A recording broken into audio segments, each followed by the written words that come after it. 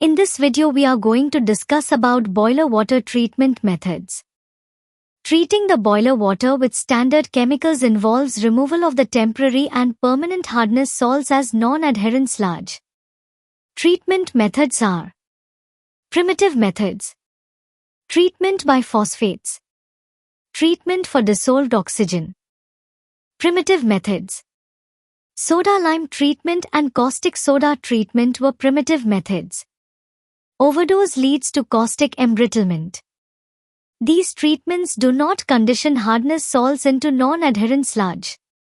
Adding phosphates convert the hardness salts into phosphate salts which can be conditioned to non-adherent sludge.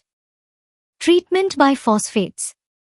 When phosphates are added to the boiler water, it combines with calcium in boiler water to form tricalcium phosphate Ca3PO4, 2.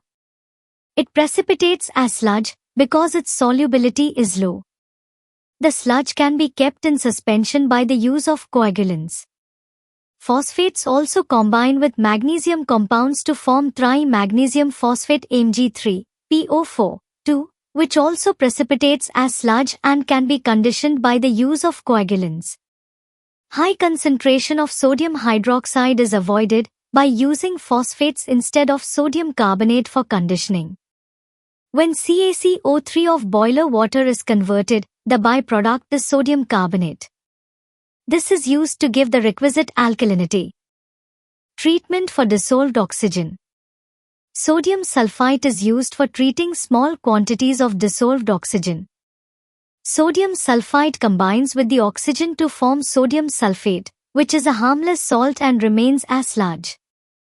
It can be conditioned or kept in suspension by the use of coagulants. However, when large quantity of oxygen is found, the source of air leakage should be identified.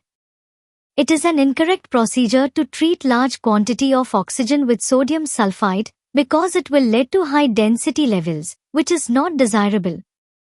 In high-pressure water tube boilers, working at over 60 bar hydrazine is used for the removal of oxygen. Since nitrogen is a gas, it does not form any salt-on reaction. The reaction is as follows. The chemical equation N2H4 plus O2 is equal to N2 plus 2H2O represents the combustion of hydrazine, N2H4.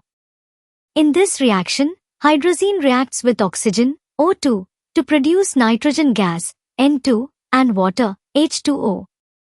This reaction is highly exothermic, meaning it releases a large amount of energy in the form of heat and light.